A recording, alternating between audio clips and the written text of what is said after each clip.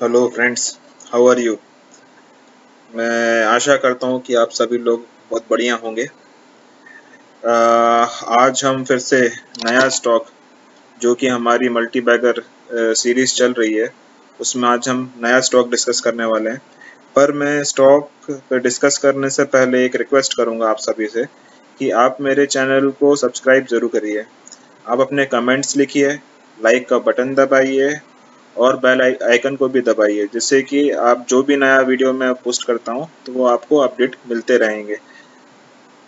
अब हम आज जो कंपनी डिस्कस करने वाले हैं वो है डॉलर इंडस्ट्रीज। आप मैंने ऑलरेडी इस कंपनी की वेबसाइट खोल के रखी हुई है, आप देख सकते हैं स्क्रीन पर। ये डॉलर इंडस्ट्रीज बेसिकली क्या है, आप सभी जानते हैं कि ये डॉलर काफ़ी फेमस ब्रांड है।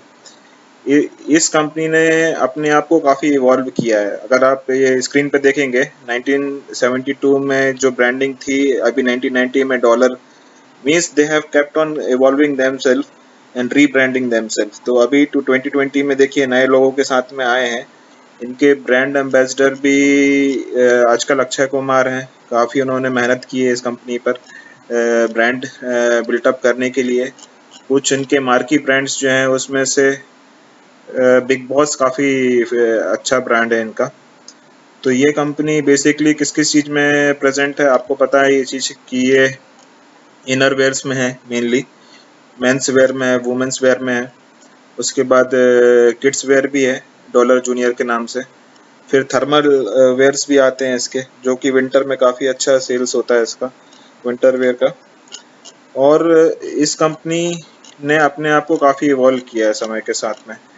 अभी मैं इसके फाइनेंशियल्स भी देख रहा था, बट फाइनेंशियल्स ओके, इसके फाइनेंशियल्स पे भी अब हम आ जाते हैं।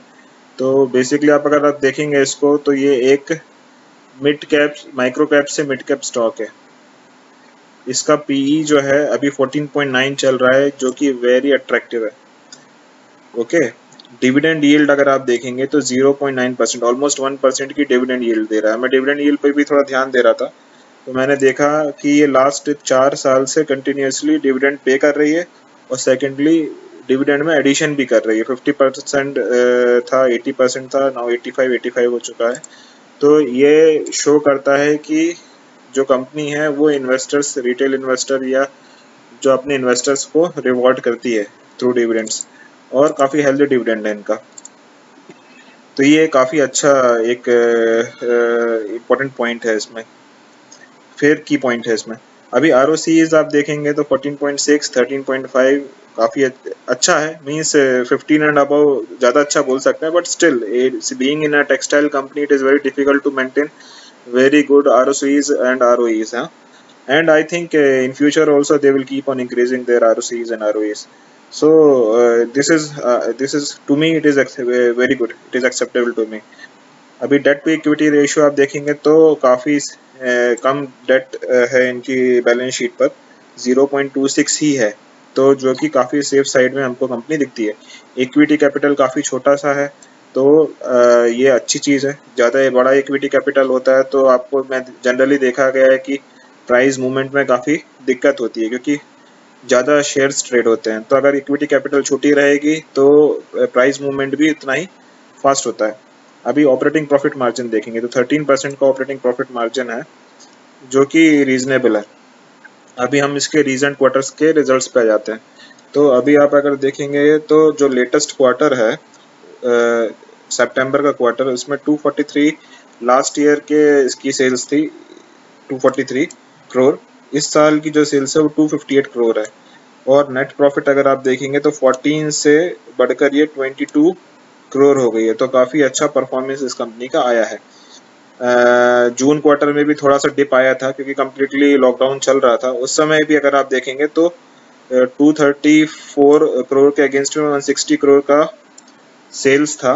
बट नेट प्रॉफिट अगर आप देखेंगे तो 13 से सीधे 16 करोड़ पे जंप कर गया। कैसे जंप कर गया? अगर सेल्स कम है तो नेट प्रॉफिट कैसे बढ़ा? वो बढ़ा क्योंकि इन्होंने अपने कॉस्ट कटिंग की है। देखिए यहाँ पे ऑपरेटिंग प्रॉफिट मार्जिन 12% से सीधे 18% पे गया। यहाँ पे सितंबर क्वार्टर में आप देखिए 10% से सीधा 14% में गया। तो ऑपरेटिंग प्रॉफिट मार्जिन में से इनकी ऑपरेशनल एफिशिएंसी शो कर रहा है कि इन्होंने अपने कॉस्ट कटिंग की। तो ये मार्जिन्स को अपने बढ़ा पा रहे हैं। तो ये अच्छी अच्छी बात है, मतलब ये काफ़ी अच्छा इम्प्रूवमेंट दिख रहा है इसके परफॉर्मेंस में इस कंपनी के।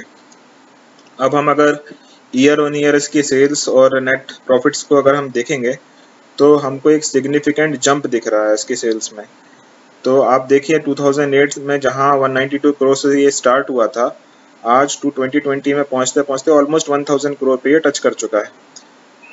लास्ट ईयर इनफैक्ट इसने ऑलरेडी टच कर लिया था 1000 करोड़, क्योंकि इस साल कोविड में 2 क्वार्टर्स तो स्पॉइल हो गए, उसके बाद भी ऑलमोस्ट ये 1000 करोड़ का सेल्स करने में कैपेबल है ये कंपनी। नेट प्रॉफिट आप देखिए तो सिंगल डिजिट से लेके सीधे डबल डिजिट में ये पहुंच चुकी है।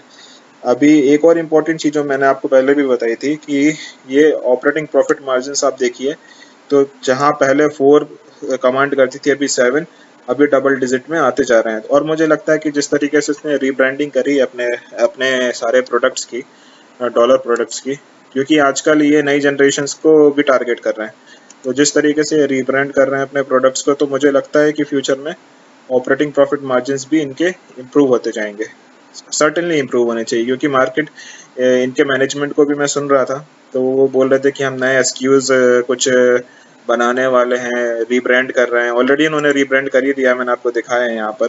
अच्छा, वन मोर थिंग मुझे अभी दिखा है इसमें कि ये मास्क वास्क भी अब बनाना चालू कर दिए, तो ये भी एक एडिशन तो करेगा ही, बड़े अमाउंट में नहीं, बट स्टिल कुछ तो अमाउंट में जरूर रेवेन्यू में एडिशन करेगा। तो आप नेट प्रॉफिट देख रहे हैं यहाँ पर, काफ़ी अच्छा परफॉर्मेंस है, 26, 43, 60। तो means you can see a very consistent performance from this company. It is a very stable and very high quality company, you can say, in this small cap category. अब लार्ज कैप में तो आप quality हमेशा अच्छी मिलती है, but small cap category में आपको एक रिलायबल कंसिस्टेंट परफॉर्मिंग कंपनी बहुत मुश्किल से मिलती है, जो कि इसमें दिख रही है हमको क्लियरली। अभी शेयर कैपिटल आप देखिए, ये 2008 में 7 था, अभी 8 एट प्रेजेंट 11 है। तो अभी भी मतलब कहना चाहिए कि शेयर कैपिटल काफ़ी रीजनेबल है और काफ़ी अच्छा है। उसके बाद रिजर्व्स तो बढ़ ही रहे हैं, क्योंकि कंपनी प्रॉफिट जनरेट कर रही है, तो रिजर्व्स में जरूर ट्रांसफ़र करेगी। बोरोइंग्स जो है आप देखिए कि इनिशियली इनकी बोरोइंग्स बीच में बढ़ी थी 2019 तक, अभी ये अपने डेट को रीपे करना चालू कर दिए। यहाँ पे देखिए 2019 में 223 करोड़ था, 210 करोड़ टू 2020 में, और अभी 129 करोड़ हो चुका है, जो कि एक अच्छा इंडिकेशन है। क्योंकि अगर डेट कम होगा तो ऑब्वियसली आपको जो है जो कंपनी इंटरेस्ट में यहाँ पे पे करती है वो कम होती जाएगी वैल्यू, तो आपके नेट प्रॉफिट्स इंप्रूव होना चालू कर देंगे। तो ये एक अच्छा पार्ट है। और दूसरा, स्टेबिलिटी भी कंपनी में काफ़ी आती है। तीसरा आप देखिए cash flows, operating cash flows, तो ये ऑपरेटिंग कैश फ्लोज भी काफ़ी अच्छे हैं, पॉजिटिव ऑपरेटिंग कैश फ्लोज हैं, जो कि एक अच्छा हाईलाइट है इस कंपनी में। ROCEs जो हैं वो सब बढ़िया हैं, काफ़ी डबल डिजिट्स में है, बहुत बढ़िया। प्रोमोटर्स कंटिन्यूसली अपना स्टेक इंक्रीज कर रहे हैं इस कंपनी में, जो कि एक अच्छा सिग्नल है। अब हम इसके सीधे टेक्निकल एनालिसिस पे आ जाते हैं। तो अगर हम इसका टेक्निकल एनालिसिस करते हैं तो हम देखते हैं कि कंपनी कंटिन्यूसली एक डाउन ट्रेंड में थी, जो कि बाकी भी स्मॉल और माइक्रो कैप कंपनीज में आप देख रहे थे कि लास्ट 2-3 साल से continuously correction, in spite of a very good performance from the company, this was keep on increase, the price was keep on going down. But from the last 2-3 months you can see clearly here that again you can see there is a positive divergence in the RSI. तो अभी आप देखिए कि जो prices हैं वो lower bottom बनाते जा रहे हैं, और यहाँ पर अगर आप RSI को देखेंगे तो ये हायर हाई बनाता जा रहा है। ये देखिए यहाँ पे ये RSI ऊपर जा रहा है, वेयर एज जो प्राइजेस हैं वो ड्रिफ्ट डाउन नीचे कर रहे हैं। यहाँ पे देखिए आप, प्राइस नीचे आया बट RSI ऊपर जाता जा रहा है, और इसके साथ में एक ह्यूज वॉल्यूम यहाँ पे वीकली चार्ट्स पे जनरेट हुआ है। ये वीकली चार्ट है जिसमें हमने हमेशा की तरह जो हमारे प्रीवियस वीडियोस किए हैं उसमें हमने 5 मूविंग एवरेजेस यूज़ किए हैं, और सारे एक्सपोनेंशियल मूविंग एवरेज है, और RSI इंडिकेटर यूज़ किया हुआ है।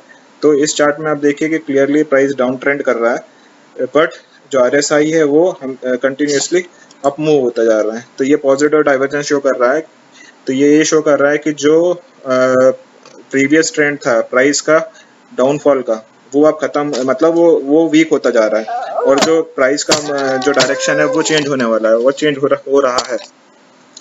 तो वो आप यहाँ पे क्लियरली देख भी सकते हैं। और ये मूविंग एवरेजेस अभी ऑलमोस्ट इसने अपने 100 डे की मूविंग एवरेज के ऊपर ऑलमोस्ट क्लोजिंग भी दे दी है। तो ये काफ़ी इंटरेस्टिंग दिख रहा है मुझे यहाँ पर। वॉल्यूम्स इंक्रीज होते हुए RSI में आपको पॉजिटिव डाइवर्जेंस दिख रहा है और प्राइस में भी रिवर्सल शो कर रहा है ये। तो मुझे काफ़ी उम्मीद है इस कंपनी से कि ये अगर आप 1 से 2 साल के लिए अगर इसको होल्ड करते हैं तो आपको एक काफ़ी अच्छा प्राइस अप्रिशिएशन इसमें मिलने वाला है। 101% मुझे लगता है काफ़ी स्टेबल कंपनी है, हाई क्वालिटी कंपनी है। मैं हाईली रिकमेंड करूँगा कि आप उसको अच्छे क्वांटिटी में भी परचेस कर सकते हैं, अपनी पोजीशंस को धीरे धीरे ऐड कर सकते हैं, और फिर हम इसको रिव्यू भी करेंगे फर्दर।